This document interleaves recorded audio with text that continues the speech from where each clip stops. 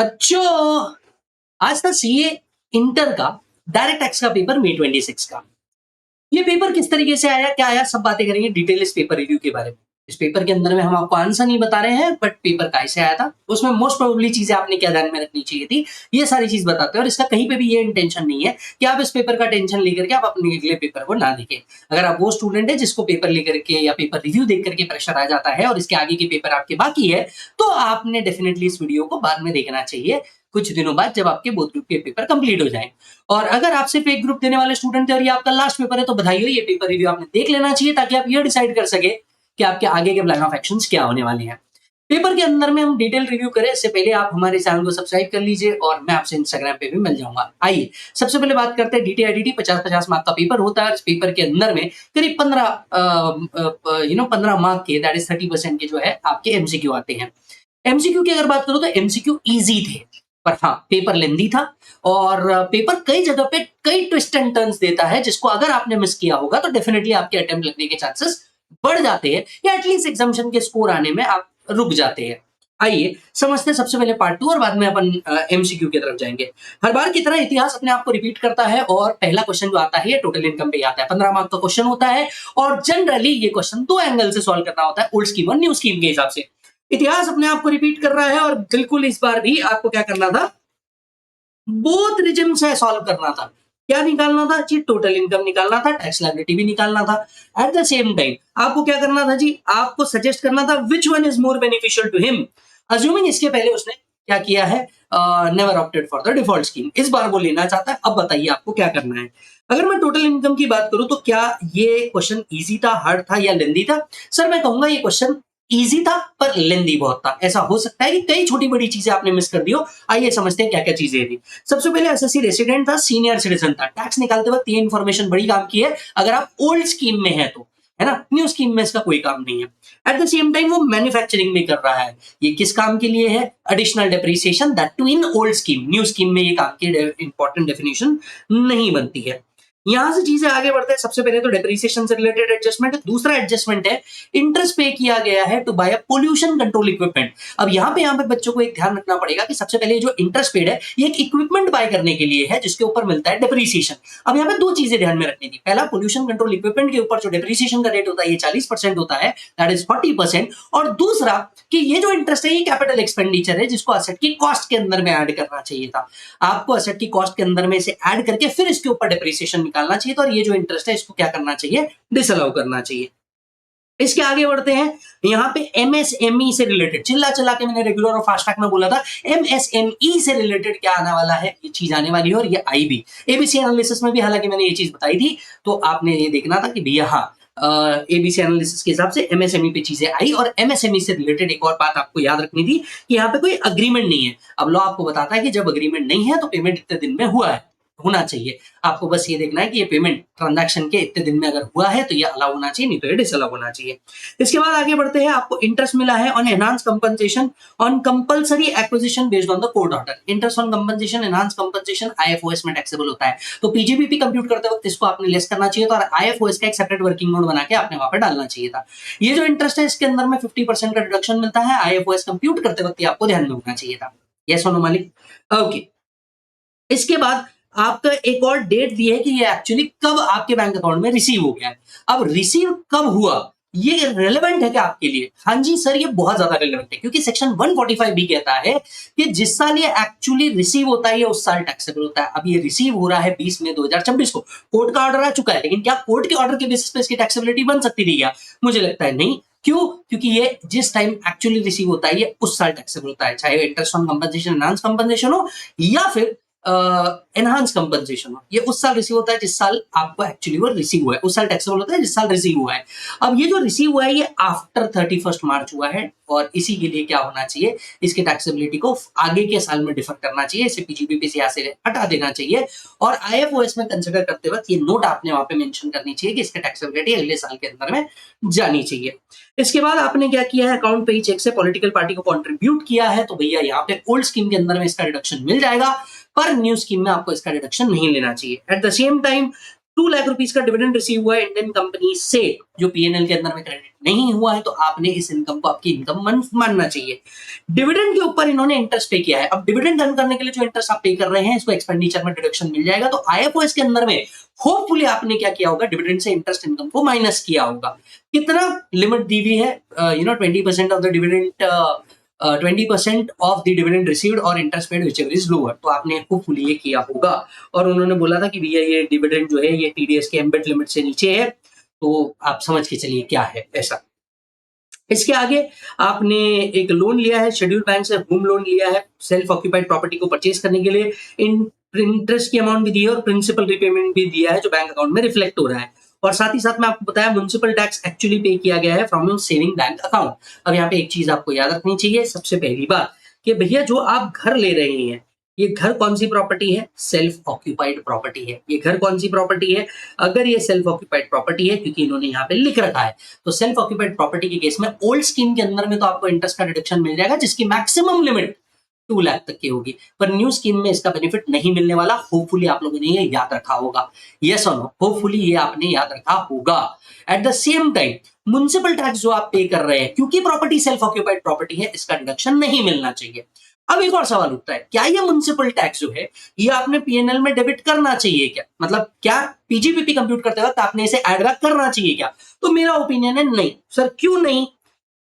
Sir देखिए, यहाँ पे जो आपने इंटरेस्ट पे किया है ना, ये interest unless and until PNL को डेबिट नहीं हुआ तब तक कि आपने इसे एक्सपेंसेस बोल के क्लेम ही नहीं किया है, तो इसके वापस से डेबिट होने का सवाल नहीं उठता। पर हाँ, अगर आपने ये इंटरेस्ट पे, देखो एक इंटरेस्ट पेड जो आपने यहाँ पे किया है, ये पोल्यूशन बाइंग के इक्विपमेंट बाय करने के लिए किया है, उसके अलावा यहाँ पे कोई इंटरेस्ट नहीं है। यस और नो? तो ऐसे केस में उसका एडबैक नहीं होना चाहिए। ये एडजस्टमेंट आपको याद रखनी चाहिए थी। नेक्स्ट है, जो मशीनरी आपने परचेज किया उसको इंस्टॉल किया गया है 24 अक्टूबर को, तो यहाँ पे डेप्रिसिएशन जो मिलना चाहिए हाफ मिलना चाहिए अंडर बोथ द स्कीम, पर एडिशनल डेप्रिसिएशन ओल्ड स्कीम में मिलना चाहिए, न्यू स्कीम के अंदर में नहीं मिलना चाहिए। यस और नो? ओके जी।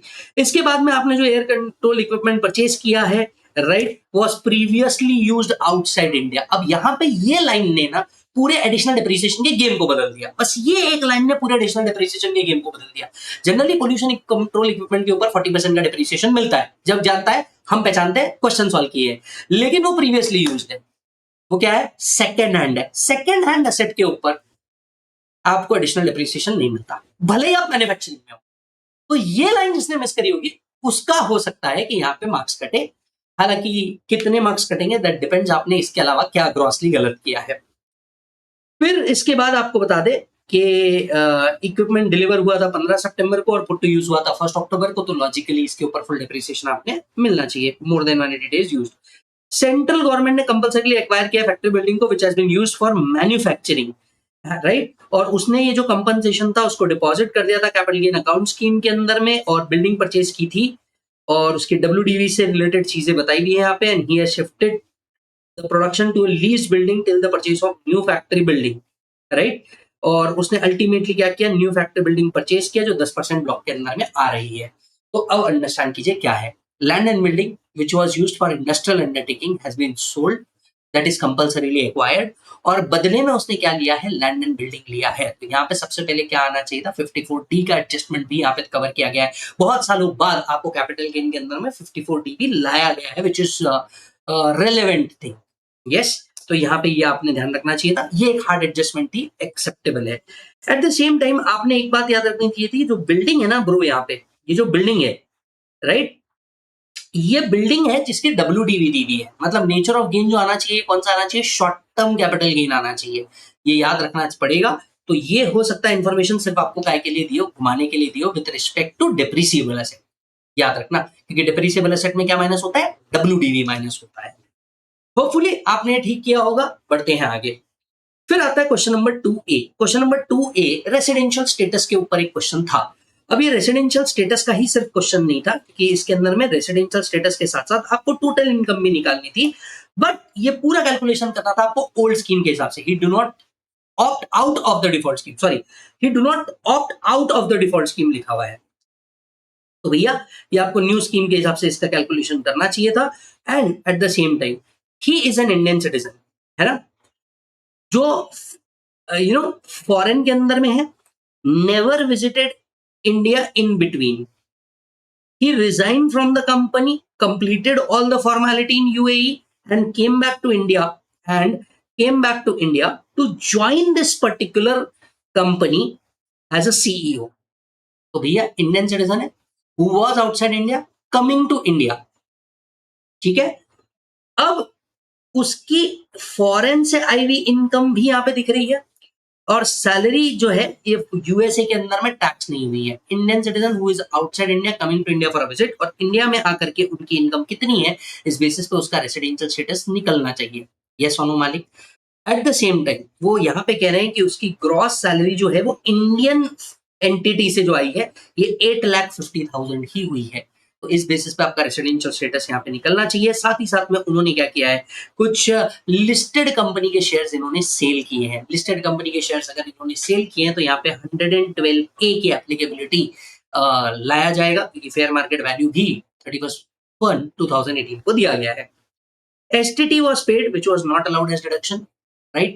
STT पेड का डिडक्शन नहीं मिलेगा, बट ये लाइन आपके लिए 112A के काम की है. He also received winning from online games. अब याद रखना है ऑनलाइन गेम्स के ऊपर 30% टैक्स आता है, और टैक्स TDS भी 30% पे डिडक्ट होता है ऑन दी अमाउंट. तो ये चीजें थी जो आपको इसके अंदर में ध्यान रखनी थी. इसी का पार्ट बी जो है, जो हर बार की तरह TDS TCS पे आता है. मैंने चिल्ला चिल्ला के बोला था, ABC एनालिसिस में भी बोला था कि भैया 206C1F आएगा ही आएगा, क्योंकि इसके अंदर में मोटर कार के अलावा हैंडबैग, पर्स एटसेट्रा इसके ऊपर भी TCS आया था. देखिए हैंडबैग के ऊपर क्वेश्चन बना दिया, गुची की जगह जी के लिख दिया उन लोगों ने.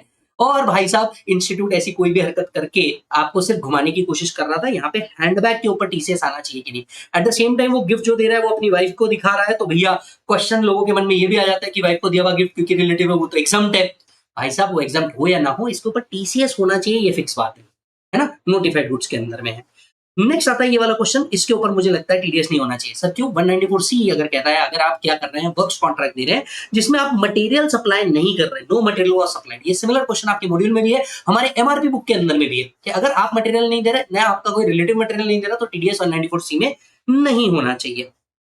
इसके बाद में आता है 3A वाला क्वेश्चन. 6 मार्क का ये क्वेश्चन पूछा गया था, और 6 मार्क का ये जो क्वेश्चन था ये सैलरी के ऊपर बेस्ड था. प्राइवेट एंटिटी है, प्राइवेट एंटिटी में आप जॉब कर रहे हैं, यहाँ पे आपको सैलरी दी है. और ये क्वेश्चन जो था ना, ये मेरे को ऐसा लगता है प्रीटी मच मैनेजेबल था, क्योंकि सैलरी के अलावा बहुत अच्छी चीज इन्होंने ये की कि भैया रिटायरमेंट बेनिफिट्स नहीं दिए, दुनिया भर के अलाउंस नहीं दिए, बेसिक सैलरी दी, और उसके बाद में वो सीधा कहाँ उतर गए, परक्विजिट्स पे उतर गए. और मैंने जो आपको इंपॉर्टेंट परक्विजिट्स बताए थे बच्चों क्लास के अंदर में, वही इंपॉर्टेंट परक्विजिट्स यहाँ पे आए भी है, जो अच्छी बात है. पर होपफुली आप लोगों ने उसके ऊपर मेहनत करनी की होगी तो ये आया होगा. अगर हम सबसे पहले बात करें तो आपको क्या प्रोवाइड किया गया है, रूम प्रोवाइड किया गया है. कहां पे बेटा? होटल के अंदर में प्रोवाइड किया है. Up to 15 days, beyond 15 days वाला क्राइटेरिया यहाँ पे लगना चाहिए था, राइट. दूसरी बात, कार सेल किया है, तो सेल ऑफ कार का परक्विजिट्स जो है, इसके ऊपर बहुत सारी प्रैक्टिस हम लोगों ने की थी, तो सेल ऑफ कार का परक्विजिट्स यहाँ पे लिया होगा. डेप्रिसिएशन यहाँ पे घुमाने के लिए उन्होंने बोला 15% से किया होगा, लेकिन आपको याद रखना है परक्विजिट निकालते हुए डेप्रिसिएशन यहाँ पे 20% से आना चाहिए था, 15% से नहीं. तो उन्होंने 15% से किया होगा, दैट्स अ डिफरेंट मैटर. आपका परक्विजिट 20% से होना चाहिए था, ये इंपॉर्टेंट है. इसके बाद में स्टाफ ग्रुप इंश्योरेंस लिया है, ये परक्विजिट टैक्सेबल नहीं है, ये याद रखना होगा. इसके बाद में आपने एजुकेशन फैसिलिटी प्रोवाइड किया इन सिमिलर कॉलेज का जो फीस है ये आपके लिए परक्विजिट बनता है, और क्योंकि इसकी कॉस्ट 1000 पर मंथ से ऊपर जाती है तो ये टैक्सेबिलिटी में आना चाहिए था. और उसके बाद में लीव एनकैशमेंट दिया है. पहले एक सन हुआ है, बाद में ट्विन डॉटर हुई है, तो यहाँ पे बेनिफिट किसके लिए मिलेगा? कोई भी 2 लोगों के लिए ही मिलने वाला है, कोई भी 2 बच्चों के लिए. पहले ट्विंस और बाद में सिंगल हो जाए तो इसे 2 कंसिडर किया जाता है, लेकिन पहले इंडिविजुअल और बाद में 2 कंसिडर किया तो इसे 3 बच्चे कहा जाता है. Are you getting the point? तो बेनिफिट किसी भी 2 बच्चों के लिए मिलना चाहिए, यहाँ पे एक बच्चों का कॉस्ट टैक्सेबिलिटी में आना चाहिए. इसके बाद में क्या हुआ है, उनको हिज वाइफ जो है वो 2024 में एक्सपायर हो गया, और उसके बदले में उन्हें क्या मिला है? फैमिली पेंशन भी मिला है. तो ये जो फैमिली पेंशन है इसकी भी टैक्सेबिलिटी आनी चाहिए. यस और नो. और फैमिली पेंशन में जो डिडक्शन मिलता है IFOS में, वो लेकर के आपने फैमिली पेंशन को टैक्सेबिलिटी में लाना चाहिए था. इसके बाद में प्रथम ने रिसीव किया 10 lakh rupees from a trust registered under 12AB. एक ऐसे ट्रस्ट से मिला जो रजिस्टर्ड है 12AB के अंदर में, ये टैक्सेबल नहीं है, IFOS की एग्जम्पशन लिस्ट के अंदर में आता है ये. तो जैसे gift receive from relative exempt है, वैसे gift receive from a trust which is registered under 12AB ये भी एग्जम्प्ट होता है, तो ये टैक्सेबिलिटी में नहीं आना चाहिए था, ये आपने याद रखना चाहिए. यस और नो मालिक? तो देखो ऐसी ऐसी चीजें हैं, ये लेक्चर के अंदर में सब बताई जाती है, लेकिन DT का सब्जेक्ट इतना बड़ा है, और मैं बोल रहा हूं कि भैया इतना सब आपने एक इंटर के बच्चे को डाल दिया, ये जेन्युइनली गलत है. क्योंकि भाई साहब ये कैसे करेगा वो, इतनी मल्टीपल चीजें कैसे याद आ सकती है यार एक साथ? ऐसा नहीं है कि वो बच्चे के सिलेबस में नहीं है, सिलेबस में है, पर आपने उसको एक चीज इधर की उठा के दी और एक चीज उधर की उठा करके दी है। मेरे हिसाब से ये बहुत लेंदी था पेपर। ऐसा नहीं था कि मैनेजेबल नहीं था, अगर किसी बच्चे ने फेयरली 2 बार भी रिवीजन करके गया होगा पेपर मैनेजेबल था। बट द सेम टाइम ये लेंदी बहुत था, जिसके लिए हो सकता है कि बच्चे को मैनेज करना मुश्किल हो जाए, right. At the same time बढ़ते हैं आगे। इसका जो बी क्वेश्चन था, ये बी क्वेश्चन बहुत ही इंटरेस्टिंग क्वेश्चन था। सिमिलर क्वेश्चन हमारे बुक में भी है, मॉड्यूल में भी है, मैं आपको बता दूं। तो क्या हुआ है, असेसी ने एक अपार्टमेंट बुक किया था, उसने पोजीशन ले लिया उस अपार्टमेंट का, स्टैम्प ड्यूटी वैल्यू दी है उस प्रॉपर्टी की, और बुकिंग वैल्यू भी, एक्सेट्रा एक्सेट्रा, सब सारी चीजें दी हुई है। ओके। उसके बाद में गोल्ड चेन भी थी जो चोरी हो गई थी, और गोल्ड चेन चोरी होने के बाद उसका उसने इंश्योरेंस कंपनसेशन क्लेम रिसीव किया। अब यहाँ पे इस क्वेश्चन में 2 एंगल है। कौन कौन सा एंगल? एंगल नंबर 1 कि भैया एक उसने प्रॉपर्टी ली है, और दूसरा उसकी गोल्ड चेन के जगह जाकर के इंश्योरेंस कंपनसेशन आया है। सवाल उठता है, बताइए taxability of this transaction in the hands of Avinash. Avinash के हाथ में यहाँ पे क्या एडजस्टमेंट है? अब सबसे पहले जो मैं आपको बताऊं, ट्रिकी कौन सा है? ट्रिकी पहला वाला नहीं है, क्योंकि पहले वाले के केस में मैक्सिमम टू मैक्सिमम उसके हाथ में 56 to 10 गिफ्ट का प्रोविजन लग सकता है, अगर उसने इनएडिक्वेट कंसिडरेशन में परचेज किया है तो इनएडिक्वेट कंसिडरेशन में परचेज किया है क्या? मोटे तौर पे दिख रहा है कि हाँ शायद इनएडिक्वेट कंसिडरेशन में परचेज किया है। एज ऑफ नाउ मैं लाइन बाय लाइन नहीं जा रहा, पर जो मेरे को डिफरेंस दिख रहा है वैल्यू का, क्योंकि उसने कंसिडरेशन जो दिया है वो 50 लाख का दिया है, और स्टैम्प ड्यूटी वैल्यू जो है as per the municipal records वो 75 लाख है। तो जो डिफरेंस है वो पहुंच जाता है। और ये जो पेमेंट भी उन्होंने किया है, ये ड्राफ्ट से किया है as on the date of booking. अब बुकिंग के दिन का ये 60 लाख है, तो एक मिनट रुको मैं चेक कर ही देता हूँ। 50 लाख प्लस 10%, हाँ जी, तो यहाँ पे 56 to 10 आना चाहिए, है ना। The difference should be taxable in IFOS. ये तो एक चीज थी, पर यहाँ पे कैपिटल गेन भी था। अब बहुत सारे बच्चे पूछेंगे कि सर कैपिटल गेन कैसे है? पर जिन बच्चों ने हमारे साथ रेगुलर या फास्ट ट्रैक लिया है उनको समझ में आ जाएगा यहाँ पे, क्योंकि हम लोगों ने इंटरलिंकिंग करके पढ़ाया था कि यहाँ पे कैपिटल गेन क्यों है। सिमिलर क्वेश्चन आपकी बुक में भी है। क्या है भैया? कैपिटल गेन क्यों आना चाहिए? क्योंकि गोल्ड चेन एक कैपिटल एसेट है, और कैपिटल एसेट जब flood, typhoon, earthquake, civil war, action of enemy के कारण डिस्ट्रॉय होता है और इंश्योरेंस कंपनसेशन मिलता है, तो ऐसे केस में यहाँ पे कैपिटल गेन टैक्स आता है। ये हुई एक बात। पर क्या यहाँ पे कैपिटल गेन आने वाला है? अंडरस्टैंड, ये स्टोलन हुई है। क्या हुई? स्टोल हुई है, जो कैपिटल गेन के अंदर में नहीं आता। क्योंकि कुछ बच्चों ने मुझे मैसेज किया कि सर ये देखो, ये तो कैपिटल गेन से आया। नहीं बच्चों, ये कैपिटल गेन से नहीं आया, क्योंकि कैपिटल एसेट अगर डिस्ट्रॉय होता था तो 45(1)(a) आता था, जहां पे आप लोग क्या करते थे, कंपनसेशन जो है वो कैपिटल गेन के अंदर में टैक्सेबल करते थे। अब आता है दूसरी बात, आपको कंपनसेशन मिला किसके अगेंस्ट में? कोई कैपिटल एसेट जो आपका चोरी हो गया उसके अगेंस्ट में आपको इंश्योरेंस कंपनसेशन मिला, और यहाँ पे डिफरेंस जो है, that is fair market value जो है, विदाउट कंसिडरेशन आपको रिसीव हुआ 50,000 रुपीज के ऊपर का। तो क्या ये आईएफओएस में आना चाहिए? हाँ जी सर, ये भी आईएफओएस के अंदर में आना चाहिए। क्यों? क्योंकि जो चोरी हुआ वो कैपिटल एसेट था, तो इस पे कैपिटल गेन नहीं आएगा। जिन बच्चों ने मुझे मैसेज किया नहीं बच्चों इस पे कैपिटल गेन नहीं आएगा, इस पे भी आईएफओएस आएगा। तो बेसिकली ये जो क्वेश्चन था ये आईएफओएस के ऊपर क्वेश्चन था, 56 to 10 प्लस यहाँ पे जो आपको कंपनसेशन मिला है ये आईएफओएस के टैक्सेबिलिटी में आएगा। 4A हमेशा एक ही क्वेश्चन आता है, सेट ऑफ। हर बार का रूल है, इतिहास गवाह है, आंधी आए तूफान या अंबर फट जाए, 6 मार्क का सेट ऑफ का क्वेश्चन 4A हमेशा सेट ऑफ पे ही आएगा, राइट। अच्छा, अब ध्यान में रखने वाली बात यह है कि यहाँ पे पहले सेट ऑफ का क्वेश्चन पढ़ने से पहले आपने देखना चाहिए था ये ओल्ड स्कीम का क्वेश्चन है या न्यू स्कीम का क्वेश्चन है। यहाँ पे हमें पता चला कि भैया ये तो ओल्ड स्कीम का नहीं, न्यू स्कीम का क्वेश्चन है। किसका क्वेश्चन है भाई साहब? न्यू स्कीम का क्वेश्चन है। तो न्यू स्कीम में जिसका डिडक्शन नहीं मिलता उसका लॉस सेट ऑफ नहीं होता। जैसे 35AD लास्ट अटेम्प्ट में भी सेम एडजस्टमेंट आई थी, यहाँ पे भी उन्होंने सेम रिपीट किया है। यस और नो, सेम रिपीट किया है, तो इसका डिडक्शन आपको नहीं मिलना चाहिए। यहाँ पे एक चीज घुमाने की कोशिश की है कि हाउस प्रॉपर्टी लेट आउट किया पर बिलेटेड रिटर्न फाइल किया था, तो भैया बिलेटेड रिटर्न भी फाइल किया है तो भी एचपी का मिल जाएगा। यस, बेनिफिट मिल जाएगा, उसका रिटर्न टाइम पे भरने की जरूरत नहीं है।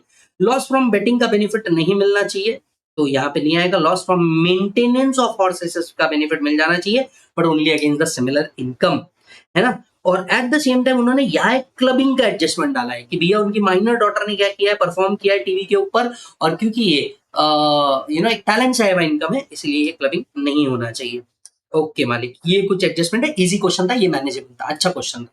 ओके, इसके बाद वाले क्वेश्चन को अगर मैं बात करूं तो 4B हमेशा रिटर्न के ऊपर आता है, इस बार भी आएगा। चिल्ला चिल्ला के कहा था कि भैया अपडेटेड रिटर्न पढ़ करके जाओ, अपडेटेड रिटर्न के ऊपर जरूर क्वेश्चन आता है, तो ये अपडेटेड रिटर्न के ऊपर क्वेश्चन है। अपडेटेड रिटर्न ड्यू डेट क्या है फाइल करने की अपडेटेड रिटर्न की? तो यहाँ पे जो क्वेश्चन पूछा गया है ये ड्यू डेट्स के ऊपर पूछा गया है कि अपडेटेड रिटर्न कब तक के भर सकते हैं, तो भैया आपको यहाँ पे बताना है 24 मंथ्स, 48 मंथ्स, अकॉर्डिंगली 4 अलग अलग डेट जो आपको बताए गए हैं 48 मंथ्स तक के भर सकते हैं। दूसरा, ITR in respect of a non-working partner whose accounts are required to be audited. अब देखो फर्म के केस के अंदर में ना जो फर्म का डेट होता है वो पार्टनर का डेट होता है, तो यहाँ पे आपको वो मेंशन करना चाहिए था, भले ही वो नॉन वर्किंग पार्टनर है, doesn't matter. File revise return की डेट क्या है इंडियन कंपनी के लिए, चाहे इंडियन कंपनी हो या कोई भी कंपनी हो, रिवाइज रिटर्न की डेट है 3 months prior to the date of assessment year और before completion of assessment whichever is earlier.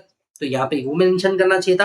Pan कब तक अप्लाई करेंगे अगर इनकम एक्सीड कर रही है basic amount which is not chargeable to tax. तो अगर इनकम बेसिक एग्जम्पशन लिमिट से ऊपर है तो 31 मई तक के डेट है, आपको क्या करना है, अप्लाई करना है पैन के लिए। ये 4 डेट हो गई जी भाई, है ना जी। अब बढ़ते हैं आगे, इसका B, in the following independent cases state whether the assessee is required to file income tax return, give your reasons. अब यहाँ पे आपको बताना है क्या इनकम टैक्स रिटर्न फाइल करना है या नहीं फाइल करना है। अब देखिए यहाँ पे असेसी जो है ये सीनियर सिटीजन है, टीडीएस ऑलरेडी डिडक्ट हो चुका है बैंक के अंदर में, no other tax was deducted, he also made cash deposit but the total deposit in the saving account including cash aggregate to 48 lakh, assuming he has opted out of the default scheme। बताइए उनको return भरना है या नहीं भरना है। तो यहाँ पे सिंपल क्वेश्चन था, रिटर्न भरना है या नहीं भरना है के ऊपर दो अलग अलग टाइप ऑफ डिटेल्स आपको दी हुई है कि हमको यही इनकम आ रही है कि बताइए इन्हें रिटर्न भरना है या नहीं भरना है। तो मेरे हिसाब से 139(1) का भी एप्लीकेशन आपने किया होगा तो आराम से आपको समझ में आ जाएगा। कमिंग टू व्हाट एमसीक्यू वाला पार्ट, मेरे हिसाब से एमसीक्यू बहुत ज्यादा इजी आए थे। अगर किसी ने ईमानदारी से क्वेश्चन को भी सॉल्व कर लिया होगा तो एमसीक्यू में वो मार्क्स लेके चल जाएगा, भले वो डिस्क्रिप्टिव में मार्क्स ना भी लेके जाए, पर भाई एमसीक्यू में आप मार्क्स लेकर के चल जाओगे क्योंकि एमसीक्यू जेन्युइनली बहुत इजी थे। एमसीक्यू के अंदर में 3 अलग अलग चीजें दी है। पहले विजय नाम, मेरे नाम से चालू हो रहा है, विजय की सैलरी दी हुई है। फिर विजय ने अपनी प्रॉपर्टी वाइफ को दी फॉर इनएडिक्वेट कंसिडरेशन, वाइफ ने अपनी डॉटर इन लॉ को दे दी, राइट। तो इसके केस में क्या होगा। और तीसरा फिर जो वाइफ है वो प्रोफेशनल है, चार्टर्ड अकाउंटेंट है, ये बताया। बस यहाँ पे मेरी वाइफ का नाम पल्लवी से हटा करके उन्होंने रश्मि कर दिया है। बस अगर ये, मुझे तो कोई दिक्कत नहीं है, पल्लवी को अगर कोई दिक्कत नहीं हो तो मुझे कोई दिक्कत नहीं है इसमें। चलिए बढ़ते हैं आगे।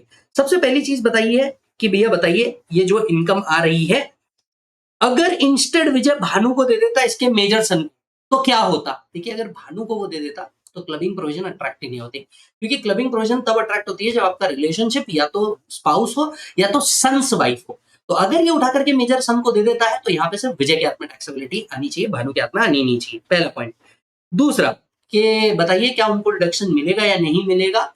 तो यहाँ पे मैं आपको बता दूं कि भैया अगर आप न्यू स्कीम के अंदर में है तो भी आपको 80 सीसीडी का बेनिफिट मिलता है।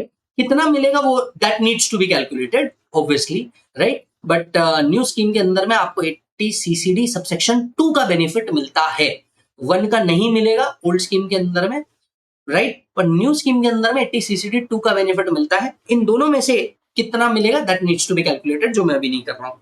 इसके आगे बढ़ते हैं। इसके बाद में आता है कि के आर रश्मि को क्या कोई एडवांस टैक्स डिपॉजिट करना है। द आंसर इज यस, क्योंकि वो एक प्रोफेशनल है।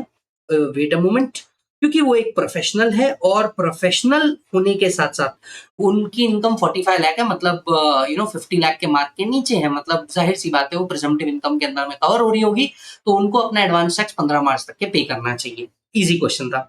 इसके बाद में रेंटल इनकम किसके हाथ में टैक्सेबल होगी। विजय ने अपनी वाइफ को विदाउट एडिक्वेट कंसिडरेशन दिया और रश्मि ने अपनी सन्स वाइफ को विदाउट एडिक्वेट कंसिडरेशन दिया। अल्टीमेटली मेजर ट्रांसफर ऑफ विजय हो जाता है, तो विजय के हाथ में टैक्सेबिलिटी आनी चाहिए। फिफ्थ वाला एमसीक्यू बहुत बहुत बहुत इजी था। अगर किसी ने कैपिटल गेन में कैपिटल एसेट की डेफिनेशन भी पढ़ी होगी। फॉरेन पोर्टफोलियो इन्वेस्टर या एफआईआई जब भी क्या करते हैं इंडियन कंपनी के शेयर्स में ट्रेडिंग करते हैं, क्योंकि देखो यहाँ पे उन्होंने वर्ड घुमाने के लिए क्या दिया, ट्रेडिंग घुमाने के लिए दिया। सर एफआईआई ने उसे कैपिटल एसेट बोल के होल्ड किया हो या स्टॉक इन ट्रेड बोल के होल्ड किया हो, इनकम हमेशा कैपिटल गेन में आएगी। यहां से आगे बढ़ते हुए मैंने बिल्कुल एक्सपेक्ट किया था कि कैपिटल गेन के अंदर में स्लम सेल आएगा, स्लम सेल आया, स्लम सेल के ऊपर क्वेश्चन आया और ये बिल्कुल सिमिलर क्वेश्चन है जो मॉड्यूल में भी दिया हुआ है, पास्ट में 2 बार पूछा हुआ है, सिमिलर एडजस्टमेंट्स के साथ आया है, बट एक ट्विस्ट है, मैं आपको बताता हूं क्या। सुनो, तो सबसे पहले इस क्वेश्चन को आपको 50B के हिसाब से सॉल्व करना है। जैसे आप लोग स्लम सेल को सॉल्व करते हैं बिल्कुल वैसे ही आपको स्लम सेल को सॉल्व करना है। क्या क्या चीजें ध्यान में रखनी थी। लैंड को उन्होंने रिवैल्यू किया हुआ है, तो ये रिवैल्यूड अमाउंट आपको लैंड का वैल्यूएशन करते वक्त माइनस करनी चाहिए। मतलब लैंड को जो है ये आपको पहले तो 2000 इसकी फिगर लेनी पड़ेगी और उसका भी 40% जो यूनिट ए को बिलोंग करता है वो लेना पड़ेगा, ठीक है। दूसरा एडजस्टमेंट है यहाँ अदर एसेट में, क्योंकि ये एडजस्टमेंट है। अदर एसेट में गुडविल भी था और उन्होंने बोला गुडविल के ऊपर कोई डेप्रिसिएशन चार्ज नहीं किया गया। अब यहाँ पे जनरली मॉड्यूल में जो क्वेश्चन दिया था वो गुडविल की जगह क्या था, पेटेंट का था।